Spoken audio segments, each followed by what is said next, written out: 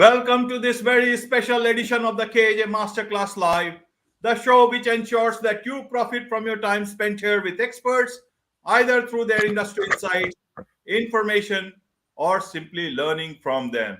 And today we have Deborah Burris-Kitchen, Criminology and Sociology professor and author of several books. Welcome to the show, Deborah. Thank you. Thank you so much for having me, AJ. I appreciate it. Welcome to the show. Welcome to India. And the show is going to a lot of places. I'm sure not only today, but even later on, people will get to understand about, the times that we live in through your understanding. And you have a very good understanding of the society, of the times we are. And that is why we are doing a reality check on the times we live in as of today, in the backdrop of the book called Exposed that you have written. So, Deborah, straight to the point in terms of this book called Exposed. It's what exactly is this book about, and what is it that you want to expose through this book? It is a memoir of short stories and poetry. And what I hope to have exposed throughout the book is the social class, racial, and gender inequities that are here in the United States. And some of the maltreatment based on those inequities, as far as violence against people based on their skin color, violence against women, violence against, domestic violence, violence against children, people who are the powerless, being victimized economically or physically by those who are powerful.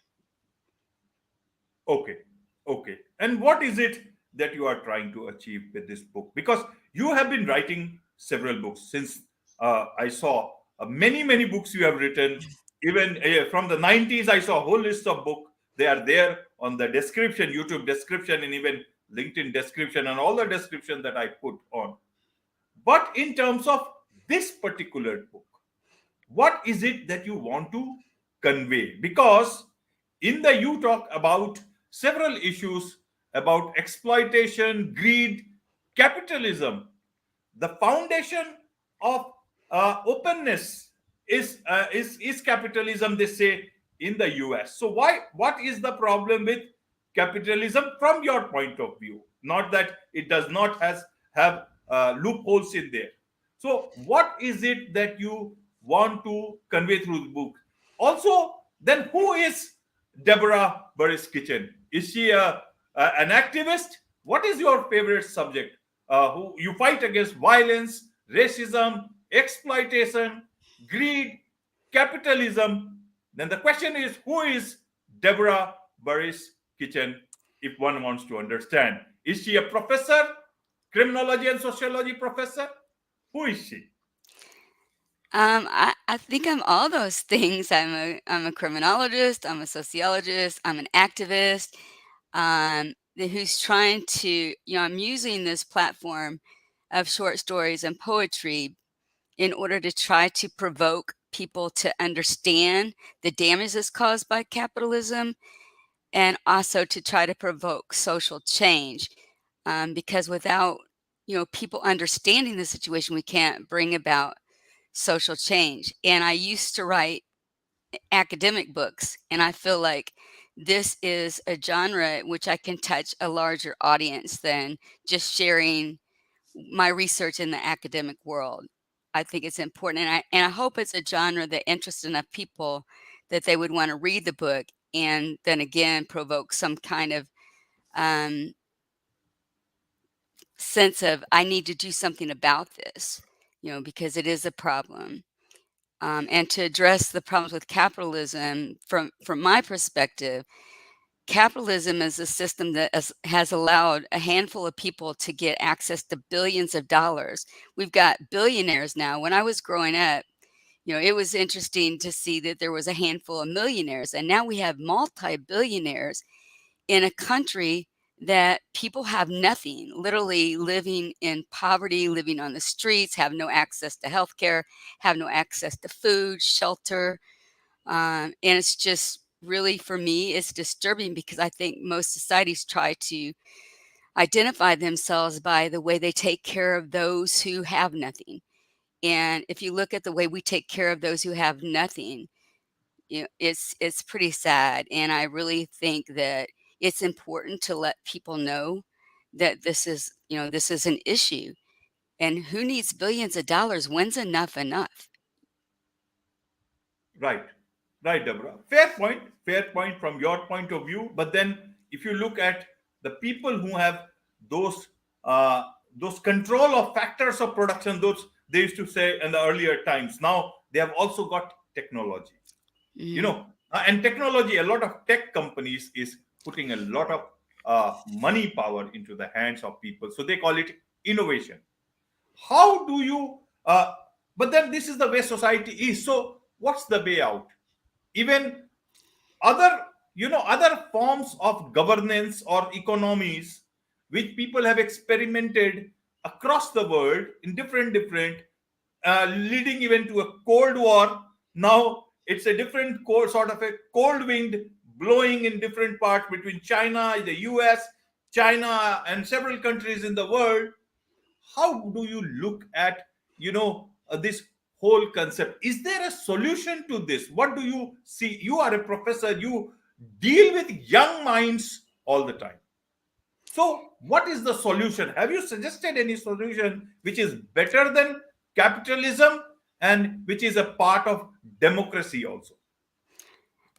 Um, I kind of consider myself fond of democratic socialism, but within a capitalist economic system, we could still thrive. I think what the major problem is that the government has written in to legislation a lot of loopholes for the very, very wealthy to not Okay. pay their fair share of taxes. Like if I have to pay 25% of, my income to taxes, why does someone that's got $1 billion have ways to get out of paying any taxes at all? They may pay, 1% or 10% of their income, which is a lot more than me paying my 25%. But if they pay their fair share as billionaires, we could support all kinds of government services, as far as taking care of our children, building, more powerful schools with resources that our children need. We could use it to feed the hungry. We could use it to house the homeless.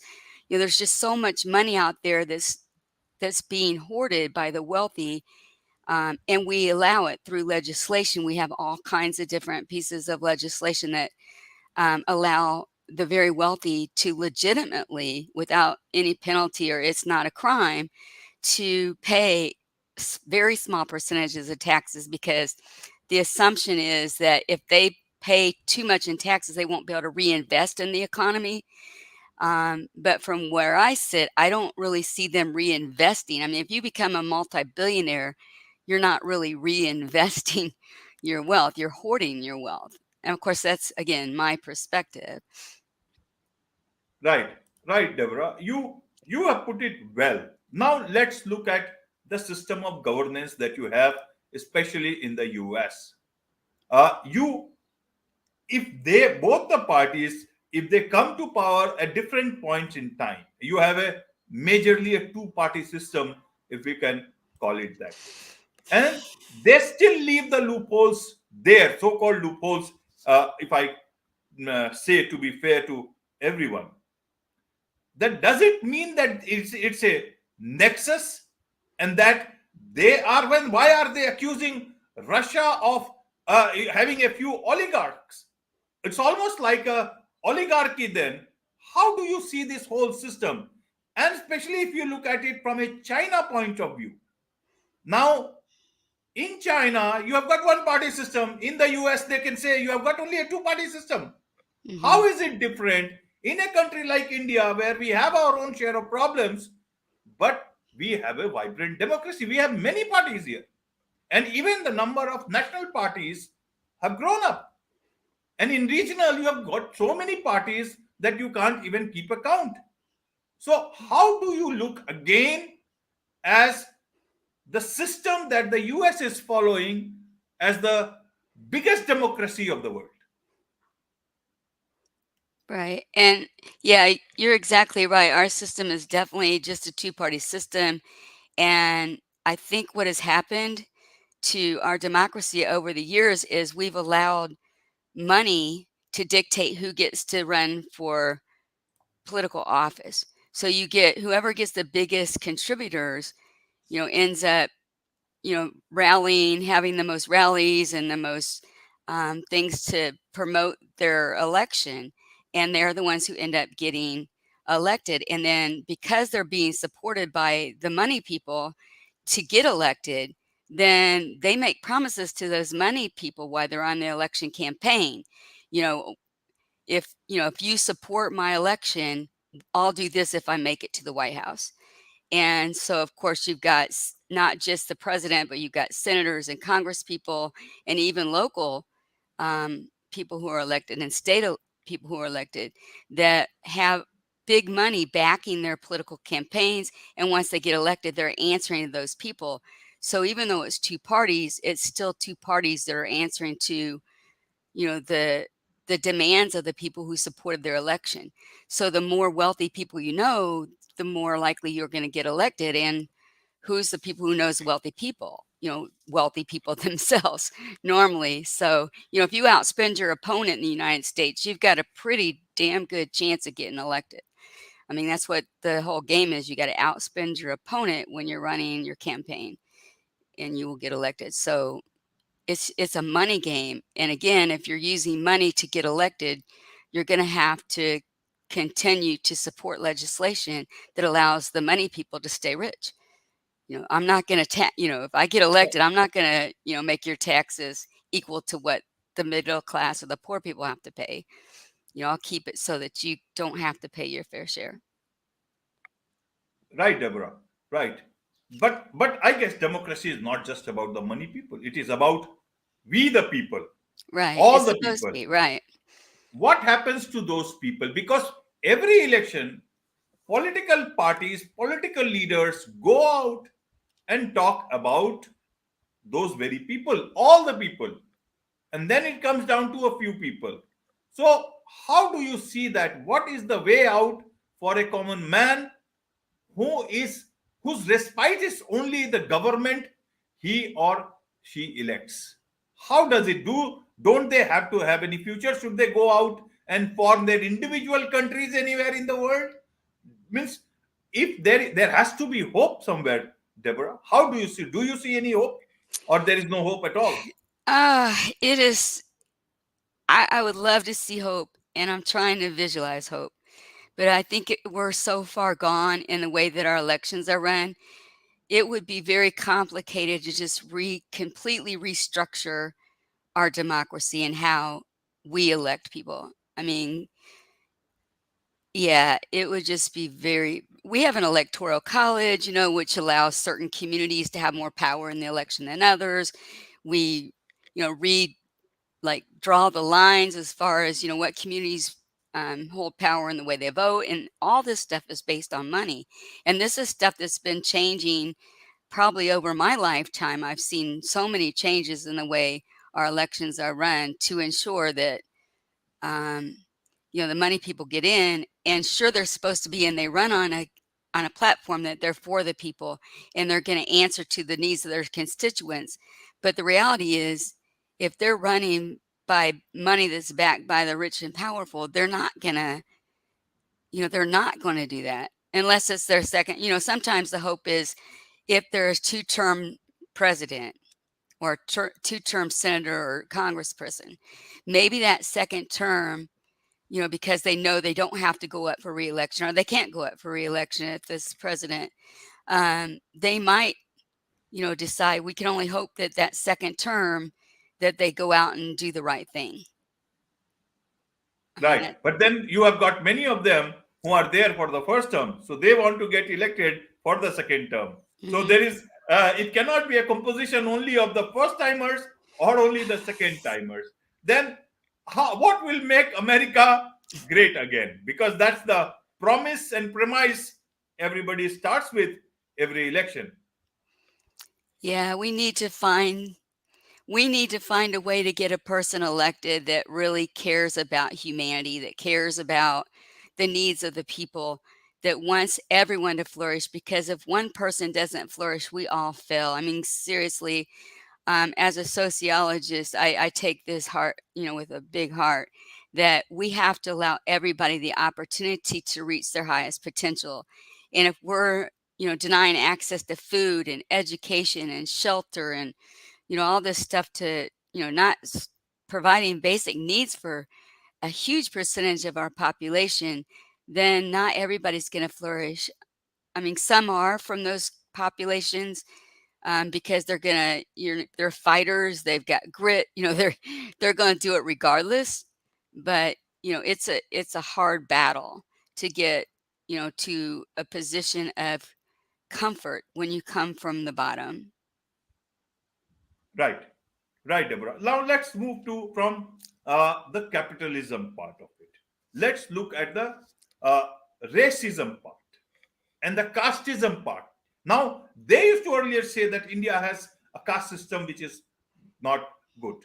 Whatever the point, right now we are talking about, you say that you are exposing all the inequities of the American caste system with a desire to provoke social change. What is that caste system? Is it about the haves, have nots? Is it about something else? And then racism. Again, why is it so? I thought we are developing by the day. These things ought to be left behind. We are talking about artificial intelligence. We are talking about, going to Mars. We are talking about so many future things. Why these issues are raising their heads again and again? Is it about elections? Is it about a few people using these agendas to propagate their own agendas of keeping control over systems? How do you look at these things? Help us understand, as people who are not from the US or not in the US but want to understand about the US, because US is the biggest, it impacts almost everybody on this planet. Right. Um, I do believe that I call us a caste system because if you're born into a certain level, like I said earlier, it is so hard to get out. It is harder, to get out of being born into poverty than it is you don't have to, you have to work really hard to fail if you're rich, but you have to work really, really hard to succeed if you're poor. But I also think it's about a history of racism in this country. I mean, from slavery to apartheid. I mean, we didn't call it apartheid, we called it Jim Crow. But racial segregation. And every time, historically, after slavery ended and Reconstruction, as soon as African Americans started making political and economic progress, then we instituted the Jim Crow laws. After the Jim Crow laws ended, and again, African Americans started earning, spots in the political arena and in corporations and economically. Then we had this thing called the war on drugs, and the war on drugs was specifically designed to target low income African American communities and round up people of color that lived in these low income communities. And of course, we were segregated, so it was easy just to go into these communities and round up everybody up based on new legislation going around drug laws. And then you throw them in prison. They come out of prison without any social capital whatsoever, try to rebuild their lives without education or social capital, and remain in poverty, have children, their children remain in poverty. So, I mean, it's very similar to a caste system. And I think that part of it comes out of, racial segregation. And then with the Trump administration, we had 4 years of President Donald Trump. And he followed 8 years of an African American president, Barack Obama. And when he started preaching his agenda, and I say preaching because that's what he did, was preached his agenda towards, we need to take America back, meaning whites need to take America back and make it white again. And there were so many people that came out of the woodworks that are like, we've been waiting for this because, that scared us. Barack Obama threatened our white democracy that was given to us under the manifest destiny. We came to America, as whites because God said, this is your country, after slaughtering all the Native Americans, of course, and then taking over the country. But I still think there is this huge population that um, President Donald Trump tapped into, that I call white supremacist or extremist, or that kind of I don't know how to describe them, but I think he really appealed to them, and it's kind of scary because I don't know if he's going to do it or not. But there's talk that he's going to run again for an election, and it just triggers this bifurcation of our country between whites and blacks. Like, it got so ugly after President Trump was elected in this country between race. And I don't want to see that again, because the bottom line is, there's a group of people that are white that think if blacks get their piece of the pie, that means that they're not going to get their piece of the pie. If blacks succeed, it's on my back, right? Okay, okay. So again, it is about, people want to have, because there is only one pie, and everybody wants a piece of that pie, and larger piece, whichever is possible. And I guess that's the human nature everywhere, and they will always use. But why do you say that? It's a institutionalized racism. Who is institutionalizing it? Because is it one party, both the parties, or a group of few people who want to keep control through raising issues, different sort of issues, time and again? Yeah, I say it's institutionalized because it's institutionalized within every institution we have. The political institution, the way that they draw the lines as far as how the voting, how we're going to count people's votes, the way they spend money on education. We have, the poorest school districts that get the least amount of funding are always in communities of color, and predominantly students of color that are in those schools. So the political arena, the educational system, economically, the way we redistribute the wealth, who pays again the taxes and what percentage of taxes, is all, set up to ensure that it is a much harder struggle for women and people of color to get that piece of the pie than it is for, um, whites who have dominated this country for hundreds of years. Okay, okay. Okay, Deborah.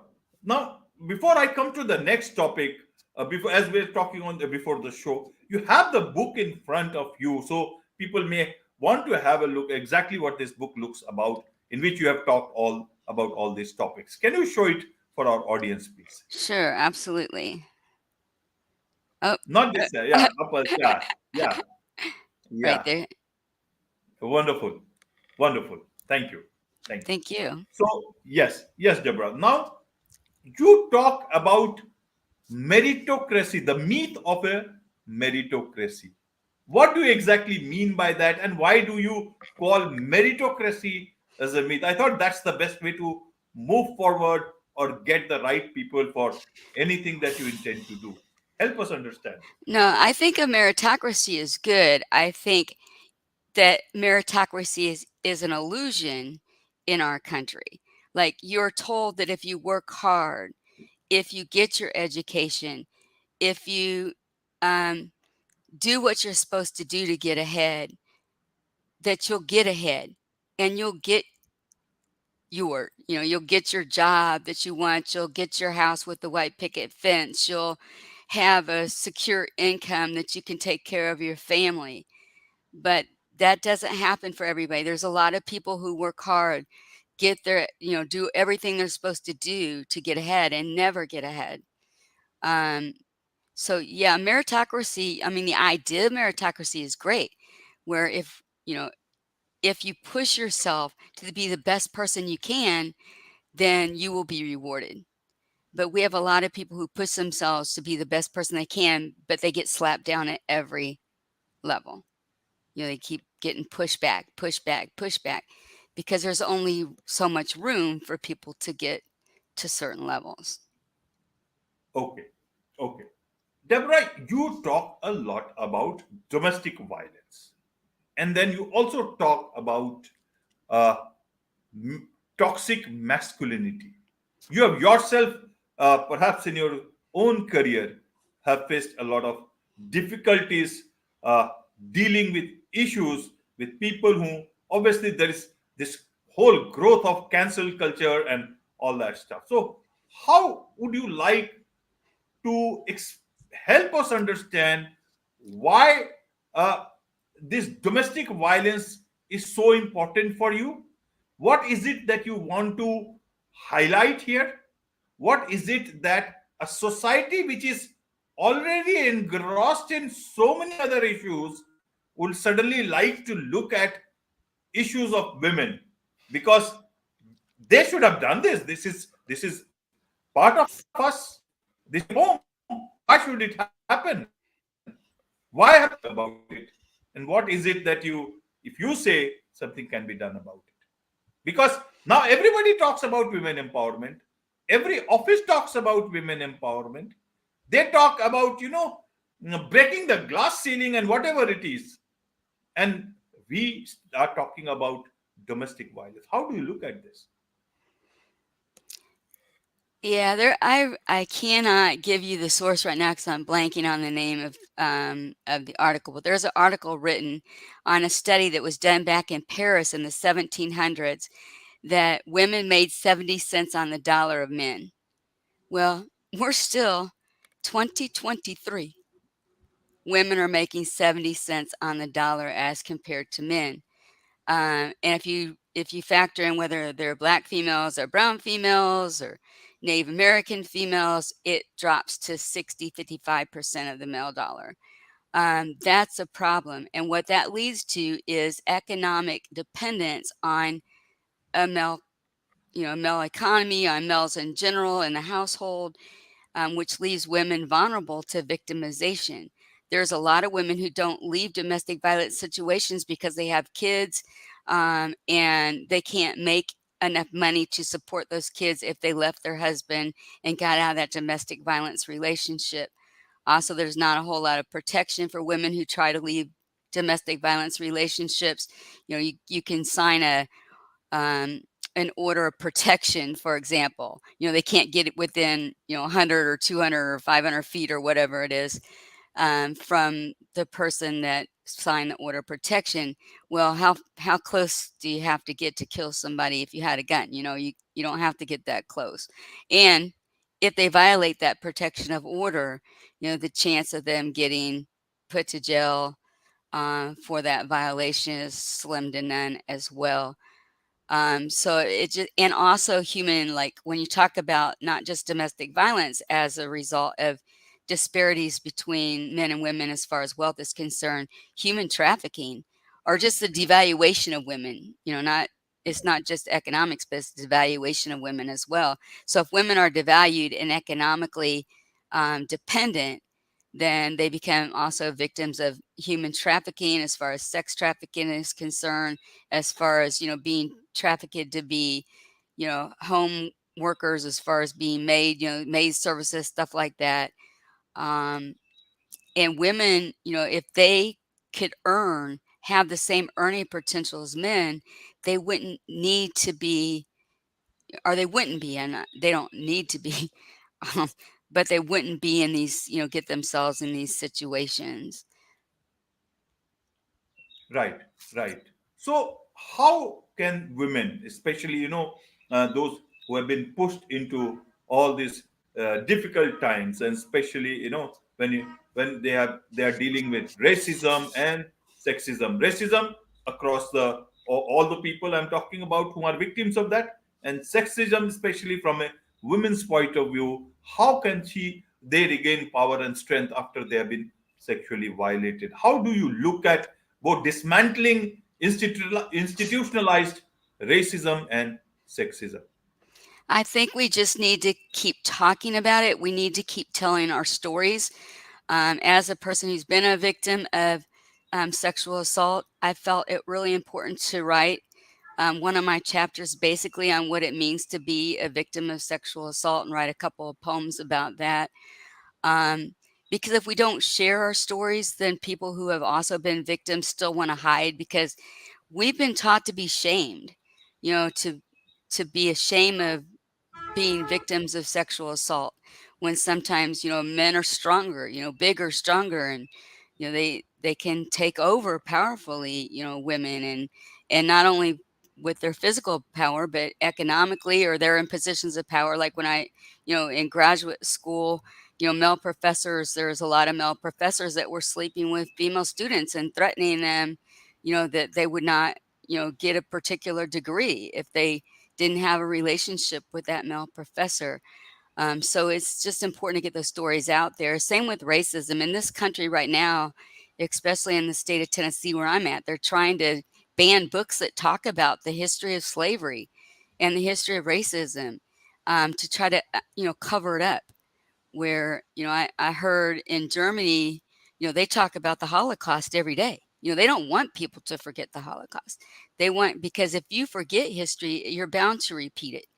But they want us to forget, our history as far as victimization of women. They want us to forget our history as far as race and the maltreatment of blacks and Native Americans and Hispanics in this country. I mean, we still have kids in cages down along the borders that are trying to get into America, that are fleeing, oppressive and dangerous conditions in other countries from the South.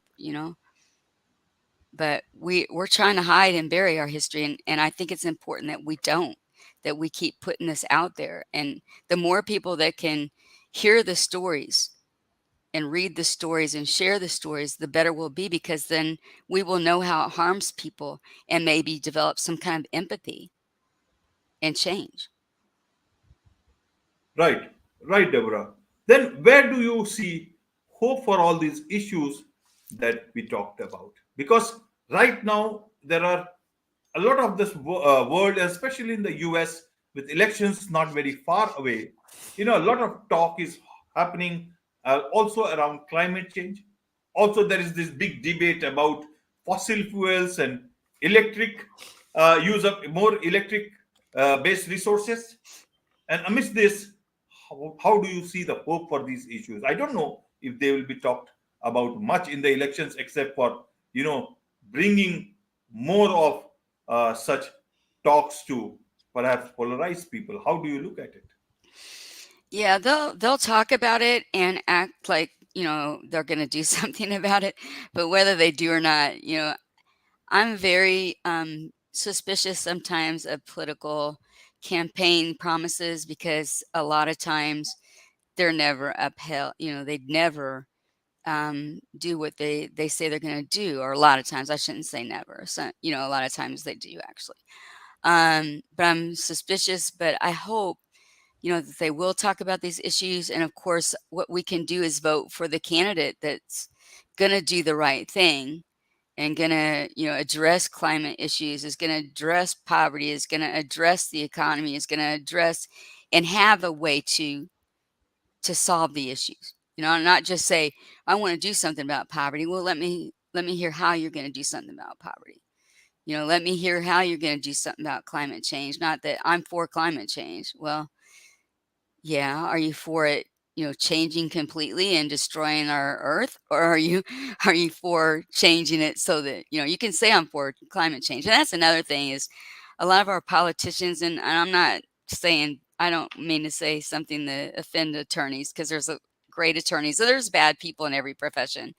But a lot of our public officials are attorneys, and they know how to manipulate the language in a way that they sound like they're promising you these things that they're actually saying in a way that they're saying, I'm not going to do that, but you can jump on board and vote for me anyway, because I'm going to make it sound like I am going to do those things.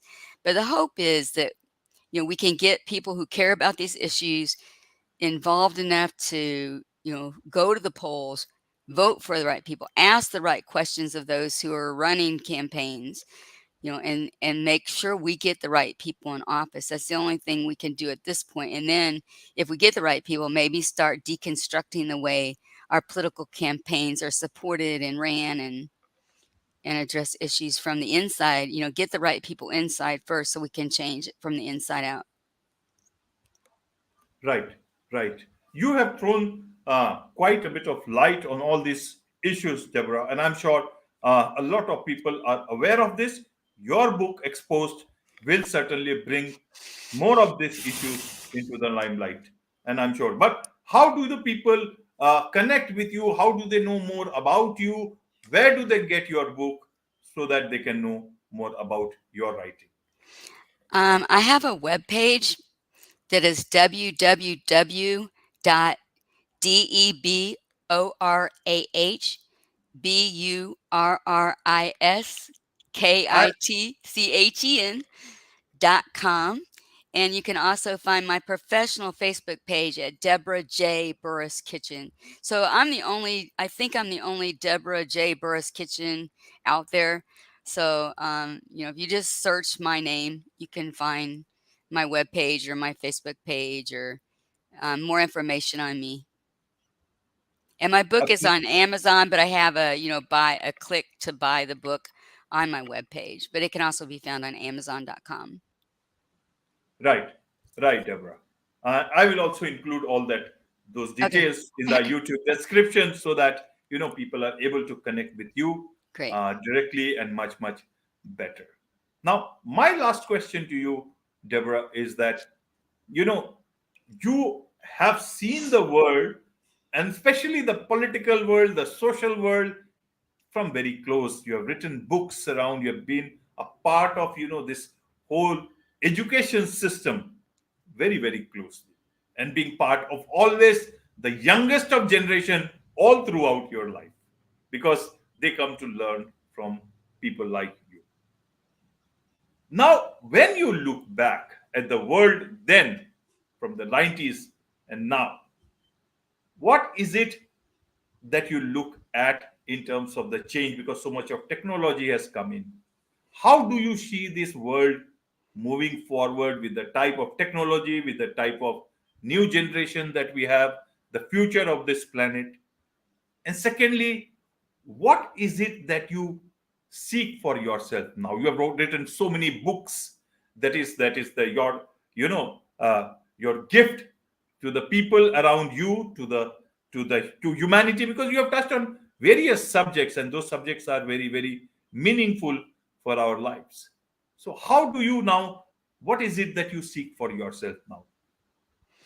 To answer the first question, I see kind of hope because of the social media and the networking through the social media. And if we can get enough youth inspired to promote certain issues, and to vote, and to find out the politicians, and we can find out information about anything anymore. I mean, it's just, that's, I see a huge difference from the 90s when you had to go to the card catalog at the library to find any information on anything, to now, you can find legitimate sources on the internet.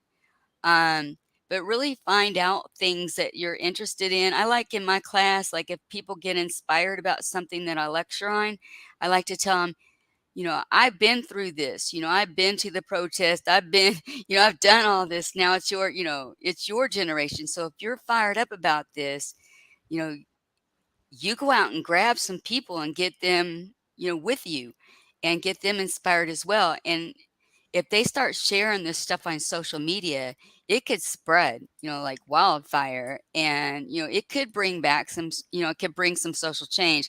And I have a lot of hope in my students today too. I'm starting to see a spark in them that they want to do things to change the way things are. There was a period, I would say maybe a 10-year period, where I would talk to students and they would just, stare in a daze, like what do I know? Why do I need to know this? But I'm seeing, them getting inspired again to, they're seeing that things are wrong, things are going wrong. Like, we had a poet that spoke at Barack Obama's inauguration, or no, I'm sorry, Biden's inauguration. that did just Amanda Gorman was her name, that did an excellent job, and she's like 22 years old. And I'm like, this is who we need to start, you know, fueling the flames again to get things to change. So I do see hope in this generation, and I do see that the use of social media could be an excellent source to get people, fired up again about the issues of racism, climate change, the economy, whatever it is that, that inspires them to work towards change.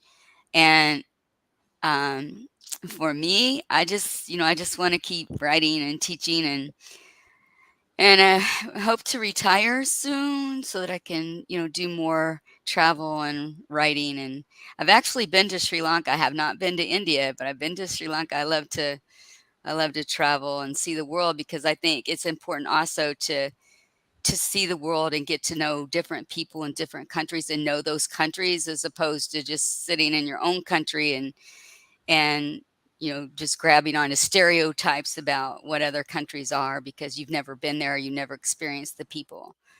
So I also, I want to do more traveling, and I'd love to encourage, young people to do more traveling as well, because and I do take students on study abroad trips, and that's why we went to Sri Lanka. Actually, I took students study abroad.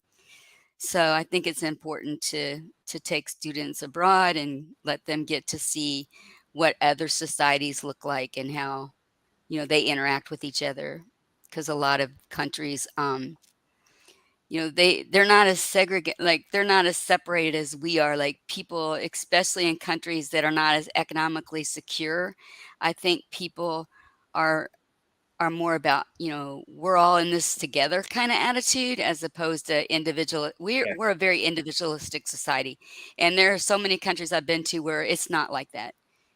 People just love everybody. It's not like, we're going to judge people based on, what their sexual orientation is or what their gender is. With, we're all in it together, right? We are absolutely, Deborah. We are all in it together. On this note, and this is a positive note, on this positive note, it's a wrap on this very special edition of the KJ Masterclass Live. Thank you so much indeed for joining us. Thank you so much for having me. Appreciate it, AJ.